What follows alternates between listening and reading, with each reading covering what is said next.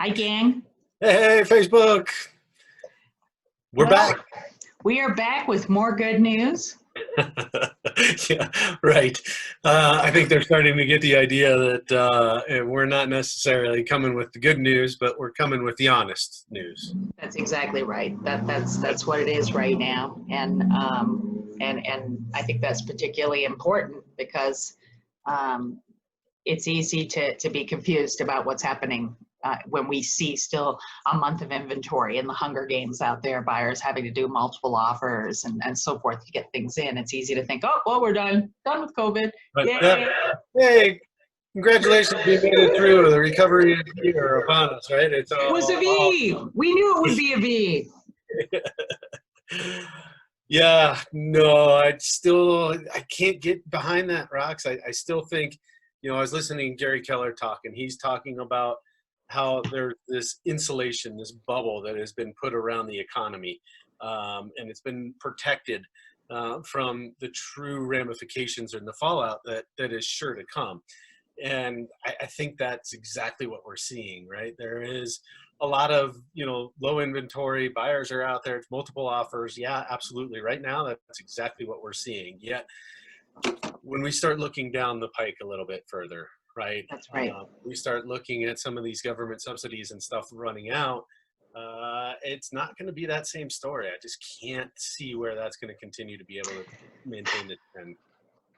Well, and the proof is in the numbers, as always, right? Yeah. Numbers are the language of business. And as we're looking at sectors being hit by unemployment and by cutbacks, those cuts are real. The consequences just haven't hit us yet. You were, I know you did some research on the airlines industry, so let's dive into it.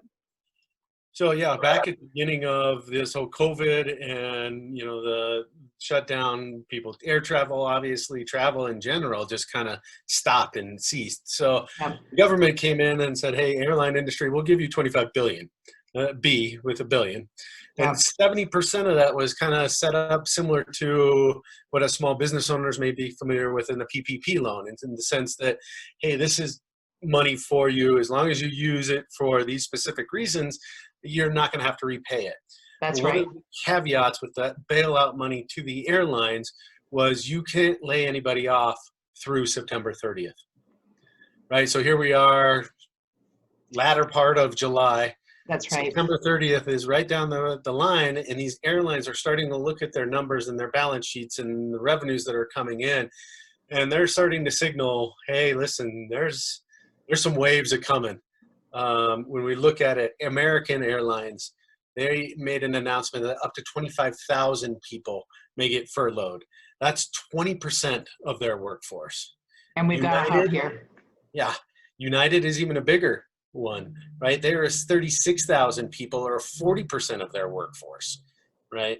You saw something at the beginning of July, the Denver Post indicated that they were planning on laying off as many as 3,800 people just in Denver alone. Just right? Denver, yeah. Yeah. So Southwest Airlines, they haven't come out with any numbers, but they said the travel has to increase threefold, or else they're going to have to make some serious cuts and some adjustments on that. I don't see it jumping back that fast, right? To coming in there. Delta reported a $5.7 billion loss last quarter, right? And they're saying, hey, we got to do something. Their first swing is going back to the pilots and saying, hey, we need to readjust your pay down.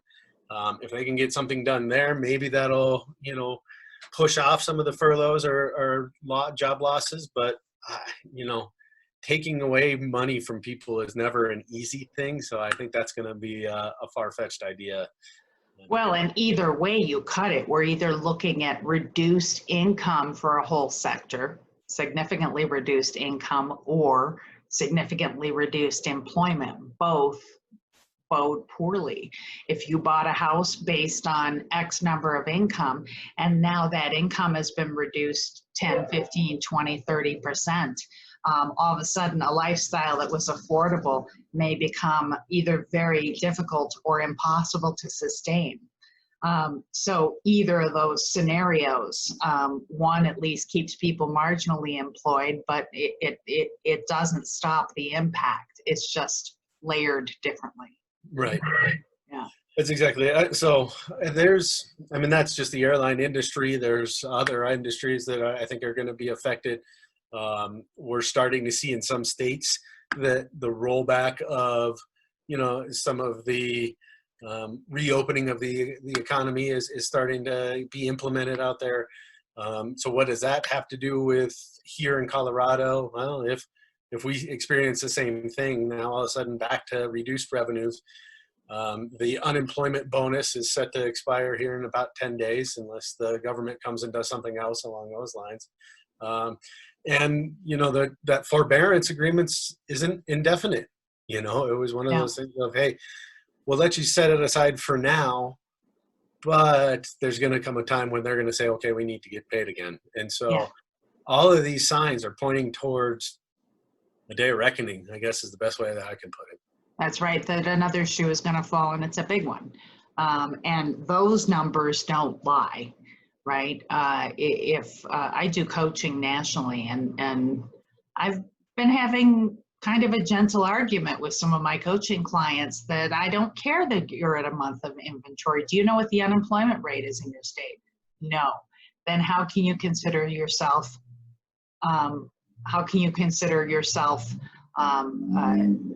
not performing malpractice right now, right? We advise people on their most significant asset, and if you don't even know what the economic factors are that are right at our door knocking on it, that are going to impact values of properties, I think that you should be taking a good long hard look at what you do. Yeah. It's coming, and again, I think, the main point is if you're planning on selling in the next 12 to 18 months, capitalize now. Jump on this at this point, because as you said, I think in previous episodes of Honest Hour here is telling your own story on what you did. The property values aren't going to be this high for the foreseeable future. We're coming into the seasonal slowdown for Colorado, and then you start pumping some of these unemployments. There's going to be inventory that comes from those people once they stop being able to have an income to make their mortgage payments. There's a flood of inventory that's coming, which is going to put downward pressure on pricing. It's really hard to wrap your mind around that, especially since we have been in such a sustained period of growth. We have never, ever in the history of housing seen a 10-year period of sustained appreciation. It's cyclical. It goes up for 3 years, tops 3-4 years, then it goes down for a few years, goes up. It is cyclical, and we've been in this sustained upward growth. Now granted, I think that some of that upward growth was a recovery from the 30 to 40% losses in values that we saw during the Great Recession, because those losses in values were all about stupid lending practices. So there was no unemployment issue, there were no global conditions that caused those values to drop. The values dropped because people's loans became unmanageable and they were upside down, so they couldn't sell it, and this caused that spiral down in values. So I think that we as an American public have gotten potty trained. There are many, many people who in their memory, all they've ever seen is that you clock 3, 5, 10, 12, 14% appreciation on your house every year. Depending on where you are. So we were due for a leveling out of this market before COVID hit, but now you underpin that with the profound job losses that we're seeing, but yet not feeling. I guarantee the people who are in those situations are feeling them right now, but we're not feeling it economically yet. Right.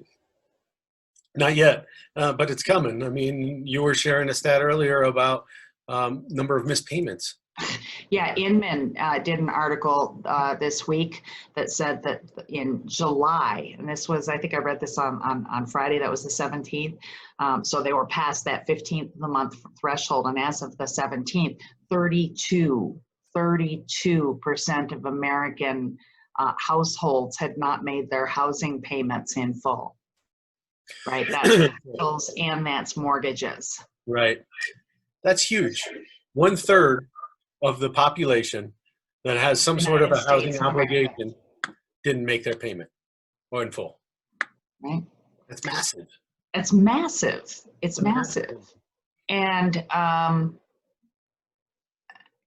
yeah, we're going to talk in other episodes about how we think this is going to be filtering out into other parts of the real estate market. But this and when we just look at airlines, if we just look at that, right? If DIA, for instance, drops off its employment, are those numbers all of the people? If you lay off 40% of your workforce, let's say it's even 15% of the workforce across the airline industry, what does that do to all those little shops in the airport? What does that do to the support? You've got whole communities. What's that community that's being built between Stapleton and DIA? Do you remember the name of that? That thing is Green Valley Ranch area out there? Yeah, it's a little bit north of there. And I mean, that whole thing is built around DIA, not just being an airport, but it also being a shopping center and a hotel place and a destination place, right? You've got whole real estate communities in development right now around supporting that airport, right? And all of a sudden you pull 20%, 30% of the employment out of that, it becomes like a ghost town. That filters out into the real estate communities around it. It filters, you look at all the feeder communities that have been built up to access that airport easily, and we yank out 30% of the income from it. And that's one airport. That's one airport outside of Denver. Yeah. But, Chicago, Detroit, Atlanta, and you take some of these harder hits in the Sun Belt right now.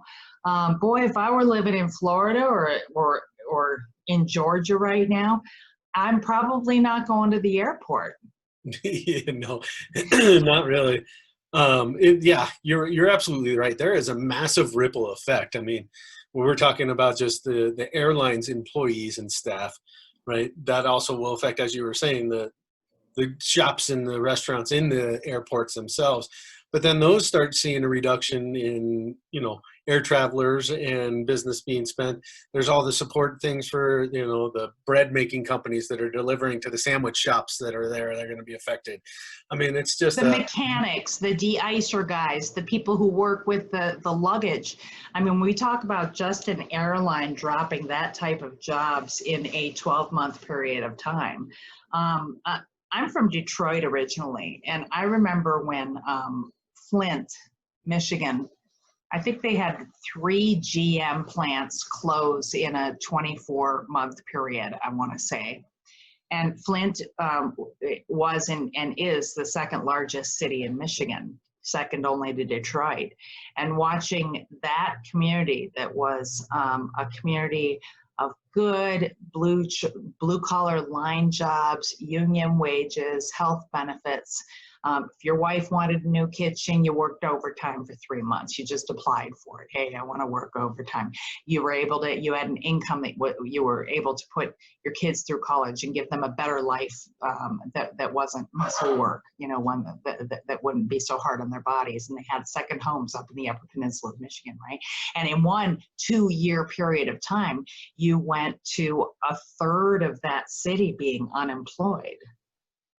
And it decimated Flint. Flint has never recovered. And that was 84, 85. Yeah. So 35 years ago. 35 years ago, it's never recovered. Still, yeah. I'm afraid to say it, Rox, and yet this is, what we're about in the Honest Hour, is just bringing the reality to it. There's going to be a lot of bloodshed coming for people's jobs, for their families, ultimately for the housing situations. And so. Boy, I just hope, I hope there's something to be learned from this whole thing. I know that there have been some I just look around my life, some of the positive impacts of seeking greater, more substantive connections with people, being more grateful for the things in my world, and being more cognizant of how everything can turn on a dime, and the gratitude and humility that at least for me, brings forward. And humility is not one of my natural strong points. Yeah. I agree with all of that. And I think, the other point is it's just what I've found in this craziness is finding the good sources of information, the people that you can trust, the people that are going to, shoot it straight to you is vital. That's right. So much other noise that's out there that if you try and weed through it on your own, you're just going to get caught in all these bunny holes and go down these rabbit trails that go on forever. So find somebody in an area that you trust, get their expertise on this stuff, and just start having some consultations and have some conversations with them. I remember back in the Great Recession, I'm going to do it right now just for a test, that I was astounded that if you typed in Colorado foreclosure process,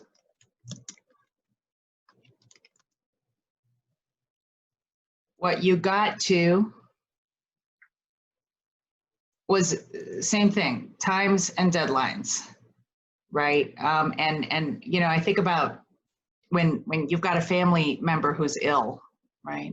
And you get this ugly report from a doctor, and it gives these big long words that all end with NOMA, right? And that it's this big and that color and this stage and these margins. And you go online and you start Googling each of those individual phrases, just looking for something that will give you something to grasp onto from an information point of view.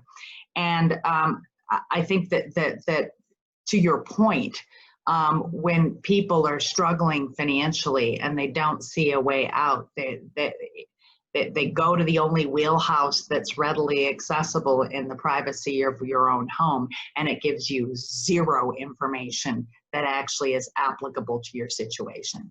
I look at that sort of a stuff, and I Google the WebMDs or any of that kind of a stuff. I walk away 5 minutes later, thinking I'm going to die in the next 24 hours. That's right. It wasn't even my symptoms that I was looking up, but they you all got fit colon me. cancer.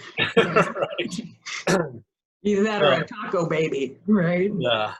Yeah. So just those finding those trusted resources and getting out behind, away from the Google machine, because it's just gonna scare the heck out of you and gonna give you potentially bad, poor, or dated information. So. Well, and here's the thing: is when I think about this,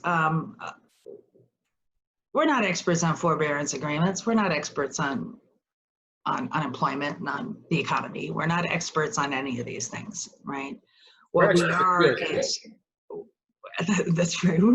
What we are is, we've been in this game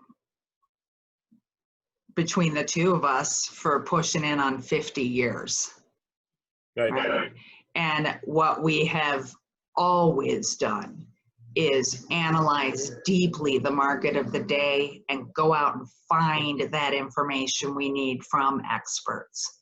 So and partner with them. You got to get people who you trust who will say, hey, I don't know about that. I will go find out. I will get you an answer, and that you can trust us with that answer because you know how we've always done business.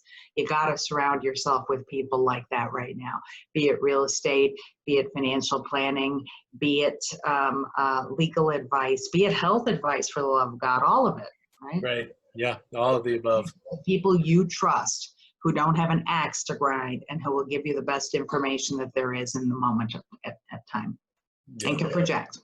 Not self-serving advice. It's just honest advice and give you the options that are there. That's right. One of the things I want is give me the information and give me my options. and let me go stew on it and figure out what I think is going to be the best course of action based off of all that data that I just accumulated. And That's right. That's I think how we treat our clients is That's right. here's where you're at. This is our understanding of the information. Here's some contact information for people that are experts in the legal, in the accounting worlds, in, you know, the things that are going to be a part of the decision-making process, and then let them make a decision. And we've been around the block a lot, that we dust off our crystal ball a lot. And a lot of these discussions that we're having here are what we are seeing coming down the pike. But we will always tell you what's crystal ball and what's known fact. Mm-hmm. Yeah. Yep. All right. Well, that's all I got on the airlines and such. Yeah. Scary stuff that's coming. Yet it's important information to be aware of. That's right. There is going to be that ripple effect, and there's going to be ramifications that come. That's right. Come October, you know, at least with the airline industry, and prior to that, with the unemployment bonuses ending, and you know. Well, and if you look at PPP and some of these other SBA loans, a lot of them were intended to keep employment. Like if you get it, we got a Paycheck Protection Program loan, and if we kept our employees employed, that loan became a grant. It didn't have to be repaid. That's exactly what's happening with this airline bailout, but that's also going to be happening with anybody who took out these loans that are tied to continued employment. Absolutely. And I've seen them, you know, on there. Hey, listen, it was the PPP loan that has kept us in business. It's, you know, those sorts of pieces. But unless that revenue comes back to pre-COVID timelines, that PPP money is going to be going away. It's going to be dwindled away month after month as they're making the mortgage or the payroll payments. And then what's left after that? I mean, so you're absolutely right. There's a potential softer unemployment wave that could be coming from the use of or the finality of those PPP loans being done. So get some information, surround yourself with people you trust, be civil. Right. Be kind, be civil, and reach out if there's anything we can do to help, ask questions, point you in the direction of where we're finding this information. Excellent. Thanks, See you next gang. time.